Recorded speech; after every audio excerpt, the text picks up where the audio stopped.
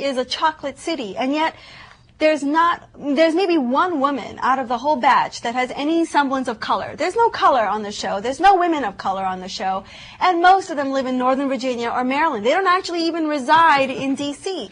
You know, I'm a bit offended that they took the name Real Housewives of D.C. because at the end of the day, they're just capitalizing on the name, but it's not true to itself. And it's an embarrassment to women everywhere, I think.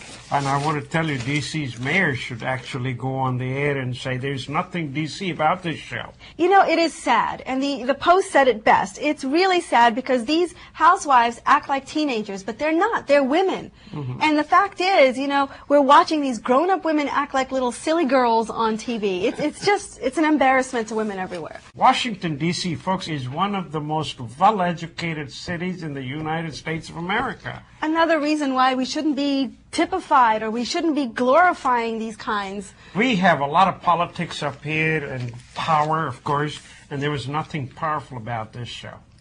Folks, one good thing came out of financial overhaul that was done by the Congress and signed by President Obama. It is the Securities Exchange Commission. You remember the Madoff case? There were people who were complaining about Madoff, and the SEC did not take them seriously. So what happened is a great opportunity to catch a thief went away. First time in the history of Security Exchange Commission, they paid $1 million as an incentive to one woman who actually complained about her husband. Prior to that, they had only given $160,000. No wonder no one on Wall Street was complaining because there was no money in it for them. But under this law, you're going to get 30% of the money if you turn in any of those thieves. Not only the thieves, but the ones who manipulate the market. And if you can get the emails and or the paperwork on them, it makes their life simpler. But now they're competing with the IRS, which of course gives you money if you can find them a tax cheat. And now it is going to be Security Exchange Commission. So New York, Washington, and other places, if you find someone who's manipulating money, you can make money if you rat on them. Oh, you might put your life in danger doing so, but you know, there's money to be made everywhere. But speaking of doing some detective work, this story is just funny to me. Did you know what the hottest trend in India is? What? Prior to marriages? Well, we've all heard of the prenuptial agreement. Yes. Right?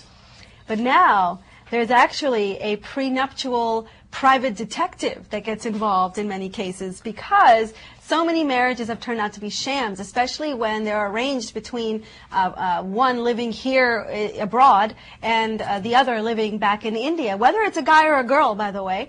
You know, in many cases what happens is you'll have a marriage here that fell apart, and then all of a sudden the family feels like they should go back to India and find themselves a good boy or a good girl. Many of those unsuspecting spouses that come over here discover rudely that their husband or wife-to-be really wasn't the person she was supposed to be. Either those who live here or those who live from the outside. There are a lot of Russian wives that come in for Americans. There are a lot of Brazilians and Filipinos. It's a common problem. I mean, it's not just limited to Indians, but the Indians have turned it into a business.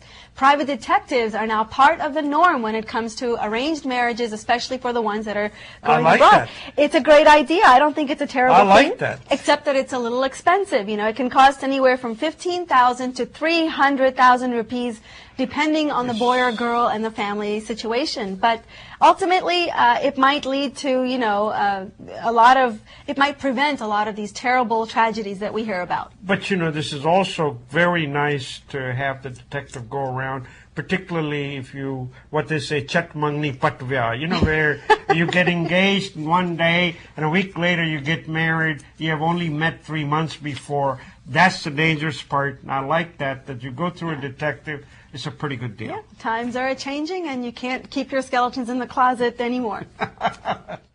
Ramesh, I think you'll enjoy the story because I certainly did. You know, there's been such controversy about the turban. And in some cases, especially in France, for example, you see that they've taken drastic action to, you know, outlaw the burqa, for example, if you're a Muslim, which is terrible. But in Toronto, there's a new trend appearing. We always think about turban and men, right? Sikh men. But there is a small sect of women in Toronto who are wearing a female turban. The turban actually has been around. I mean, you think of all the converts, the Americans have decided to embrace Sikhism. Women have been wearing the turban, but this is the first time. Always white. It's always white, but I think the fact that Indian Sikh women are embracing this makes a different kind of statement. There's no actual numbers available, unfortunately, but you know, this is just a way to support the men who have to go through what is sometimes a difficult adolescence because you're wearing something nobody else is and you have to explain yourself and defend yourself. And I just never thought that women would start to embrace this trend, but they have. And, you know, more power to them. And actually, they look good, by the way, folks. Women in America and in Europe in the olden days, if no one went out of the house without a hat. You know, I mean, it was a must. And, of course, I personally would like to see these turbans colorful and others, because you also have to make a fashion statement, too. I was just going to say. It's religious, but make a fashion statement. Well, I think women will. Next up, folks, is our conversation with Neeta Dutt, who's a candidate for District 14 seat in the Maryland House of Delegates. If she's elected, folks, she'll be the first Indian-born delegate in the House of Maryland. You know, Kumar Bharve was born here.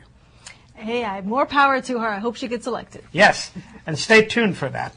And folks, those of you that are interested in going out to celebrate India's 64th Independence Day, the Ambassador Meera Shankar is inviting you to her residence to come and hoist the flag with her at 10 o'clock at her residence in D.C.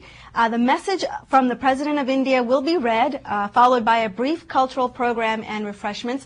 Guests are requested to arrive by 9:30 in the morning, and it's a great time to be out celebrating and to feel patriotic about India. And that's about all we have for you, folks. So have a wonderful weekend. Namaste.